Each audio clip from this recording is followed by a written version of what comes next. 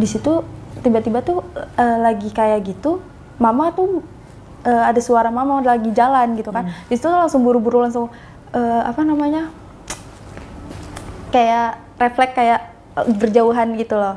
Nah terus pas mama datang, aku nggak cerita ke mama karena emang kayak karena kan kata kakek bentuk kasih sayang gitu kan, jadi aku nggak cerita gitu. Terus mama udah siapin makanan, akhirnya kita makan bareng. Nah terus mama bilang mama mau jemput kakak dulu sekolah, kakak waktu itu sekolah SMK. Itu posisinya siang sih, jam 1-an gitu.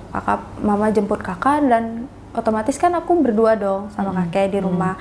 Terus selesai makan, aku cuci piring segala macam. Terus kata kakek, jadi kan kalau dulu tuh emang suka mijitin kakek kan, tapi di ruang TV gitu. Nah habis cuci piring aku mijitin kakek ke ruang TV. Terus kata kakek, di kamar aja soalnya badan kakek ini sakit kata dia gitu. Oh ya udah kek di kamar. Nah akhirnya kita ke kamar. Aku masuk duluan, nah kakek belakang kan. Nah tapi kakek kunci pintu di situ. Aku kunci pintu. Nah terus dia langsung kayak tadi aku di situ, aku yang ngebales juga gitu kan. Ya kenapa ngebales? Ya karena kan maksudnya karena kan katanya tadi bentuk kasih sayang gitu kan. Ya oh jadi udah. kamu mau menunjukkan kasih sayang juga sama kakek gitu. Nah terus akhirnya udah itu, nah kakek bilang buka aja. Nah aku di situ kayak mau ngapain gitu kan. Terus kata dia udah nggak apa-apa, nanti Ade tahu sendiri gitu kan. Nah akhirnya aku nurut aja, aku buka baju. Terus kakek langsung masih juga megangin terus sampai ke itu gitu. Posisinya aku di kasur tuh aku duduk, kakek tuh yang berdiri gitu sambil itu tongkat udah nggak dipakai Kak, itu tongkat di depan kamar mandi gitu. Nah terus aku sampai ke apa, adecin, terus tangannya juga yang mau mana. Terus aku bilang emang harus dibuka gitu kan. Iya buka aja gitu. Akhirnya aku juga ikutan buka. Terus aku kayak udah kepikiran kayak aku kayaknya mau digini kan, gimana ya, maksudnya mau dimain, maksudnya di itulah. Nah terus akhirnya aku buka juga terus kakek juga buka. Terus kakek bilang coba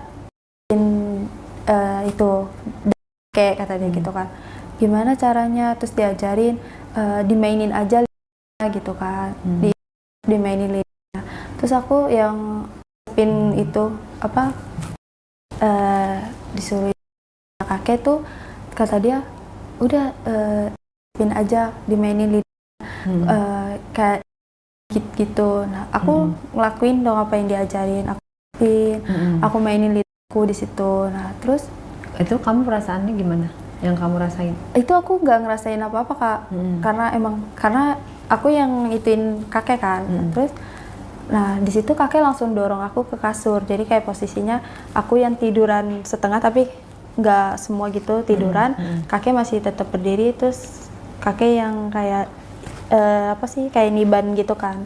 Nah terus kakek gantian kayak apa dari leher, terus akhirnya ke itu kakek apa sampai benar-benar kayak aku udah benar-benar ngerasa kayak rasanya tuh beda gitu, karena kan aku nggak ngerti ya gimana gitu.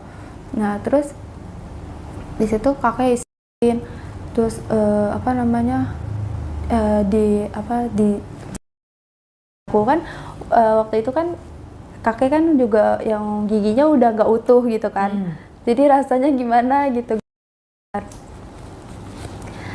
Tapi terus tiba-tiba tangannya kakek udah nyampe ke itu aku. Nah, terus aku bilang itu diapain gitu kan. Terus kata dia nanti Ade tahu sendiri. Dia jawabnya selalu kayak gitu kan. Akhirnya doang tuh atasnya, nggak dimasukin. Dia mainin apa sih kayak aku gitulah gitu kan, mainin di atasnya gitu, dimainin sama dia. Terus aku di situ yang udah langsung kayak spontan kayak ngomong gitu kan. Nah terus dia langsung aku kayak lagi itu sambil megang-megang di gitu. Nah terus ternyata tuh lagi kayak gitu kan, si kakek bilang kakek mana nih ya, nanti kamu tahu sendiri apa yang bakalan terjadi gitu kan. Oh iya, aku nurut aja di situ. Baru dia udah buka semua, baru mau masuk. Tiba-tiba ada suara motor di luar dan itu mama aku kan. Di situ langsung buru-buru pakai baju lagi gitu kan. Semuanya benar-benar kayak pura-puranya tuh aku sama kakek tuh nggak. Aku keluar dari kamar, terus mama sama kakak nyampe rumah, terus pas sampai rumah bilang kayak ke rumah itu cuman ngambil berkas kakak yang mau difotokopi. Jadi dia cuman ngambil terus pergi lagi gitu kan. Terus oh iya ma gitu, itu kakek masih di kamar, cuman aku doang yang keluar. Mama pergi lagi. Nah aku kan rencananya nggak mau ngelanjutin ya, tapi kayak kok kakek nggak keluar-keluar gitu. Akhirnya aku masuk lagi ke kamar kakek, terus tutup lagi, terus kakek nanya, ngapain tadi mama gitu kan, ngambil ini berkas yang buat difotokopi gitu. Oh, nah terus akhirnya dia langsung nyodorin aku lagi ke tembok, lagi. Nah terus sampai pada akhirnya sama dia, celana, semua, terus sampai dia ciper, sampai mini kan. Nah terus dia bilang coba adek belajar ini gitu kan, gimana caranya gitu kan, enggak kayak makan es krim gitu kan. Nah terus aku resepin. Nah setahu aku kalau makan es krim kan dijilat-jilat ya kak. Nah di situ terus kata dia jangan itunya aja, ininya juga telurnya juga kata dia gitu kan. Nah terus aku yang pin juga, aku nyotin juga di situ sepin. Terus kata dia udah dia Adi tiduran aja kata dia gitu. Nah aku ya udah, aku nurut aja kan, aku tiduran juga di situ. Aku tiduran, terus kata dia langsung mau masuk di situ, tapi sama dia tuh dibasahin dulu pakai air ludah.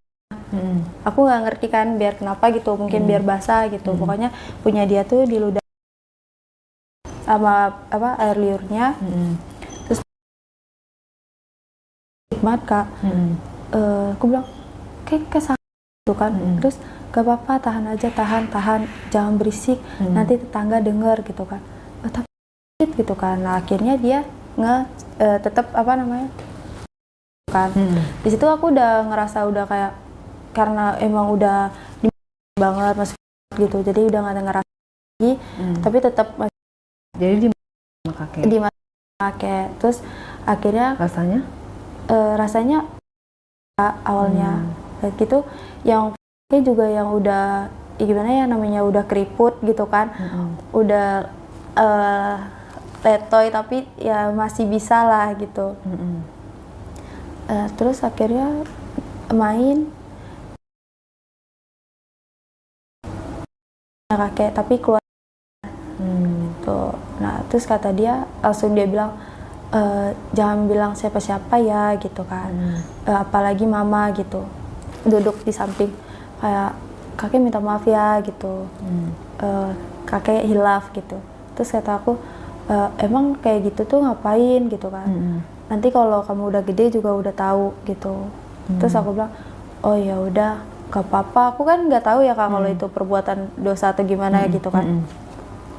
Akhirnya pas udah nggak lama itu mama pulang gitu. Kamu nggak bilang sama mama? Enggak. Dan kakek melakukan itu sekali, 2 kali, 3 kali? Kalau kakek melakukannya itu cuma sekali itu aja. Setelah itu dia nggak ini lagi sama kamu? Enggak, karena kan emang kakek istrinya banyak Jadi dia langsung dari itu lebih sering pulang ke istri keempatnya. Oke. Nah setelah kamu beranjak dewasa, kamu tahu bahwa si kakek itu berarti melecehkan Iya, kamu lah. iya. Tahu. Tahu. Kamu marah nggak sama kakek? Dibilang marah juga marah sih pastinya, kesel gitu. Kenapa gitu kan? Karena kan maksudnya kakek juga tahu cita-cita aku apa gitu kan. Kenapa? Cita-cita kamu apa? Pengen jadi polwan Kak. Nah, jadi aku juga maksudnya kenapa diginiin gitu kan. Aku kan jadi polwan tuh katanya harus tes itu gitu kan. Sedangkan aku udah nggak kayak gitu.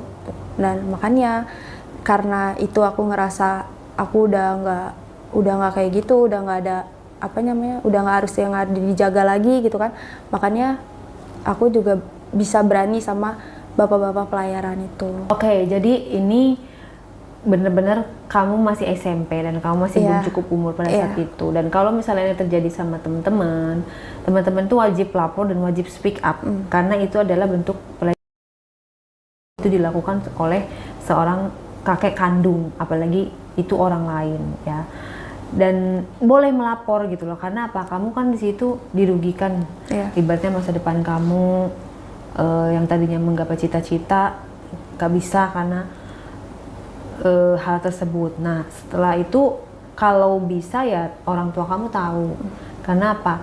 Jangan sampai dia hilaf untuk kedua kalinya, mungkin bukan dengan kamu, dengan cucu-cucu yang lain atau segala macam gitu ya, karena ini kejadiannya juga udah lama.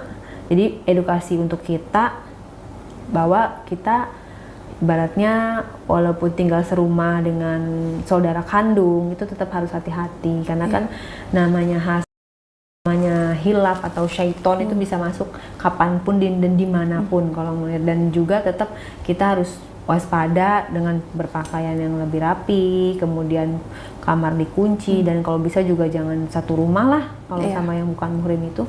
Kalau dari kamu sendiri pesan dan wejangan dari kamu supaya teman-teman nggak mengalami seperti kamu, apa pesannya untuk penonton setia Diara? Iya. Jadi untuk teman-teman yang mungkin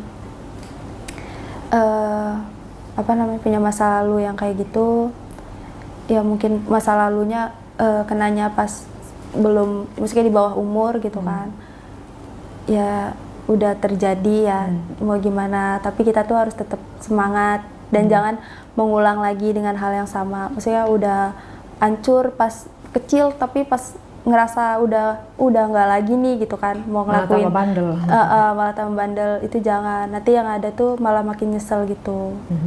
Itu Bu, karena emang aku juga udah nggak lagi kan sama yang pelayaran itu karena emang ada satu kena penyakit gitu. Siapanya? Akunya. Penyakit apa? Jadi tuh setiap main tuh selalu sakit kan. Nah tuh sampai pada akhirnya tuh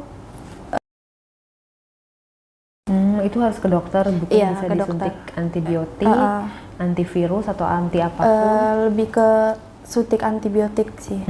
Dan itu bisa sembuh? Bisa, alhamdulillahnya. Yang penting kamu jangan tambah lagi. Iya gitu. Ini kan dengan sembarang orang. Dan kalaupun misalnya terjadi sesuatu yang kamu nggak inginkan tapi kamu dibohong-bohongi, itu namanya pidana. Kamu bisa lapor ke polisi yang berwajib gitu ya. Jangan sampai ada korban-korban lainnya, apalagi keluarga sendiri. Pokoknya sukses buat kamu, semoga kamu bisa menemukan pacar atau jodoh yang baik. Jangan cari yang playboy, yang aneh-aneh, supaya kamu bisa terkontrol, masa depan kamu juga bisa terjamin. Seperti itu ya, hati-hati dalam memilih teman dan bergaul ya. Terima kasih ceritanya. Iya, terima kasih.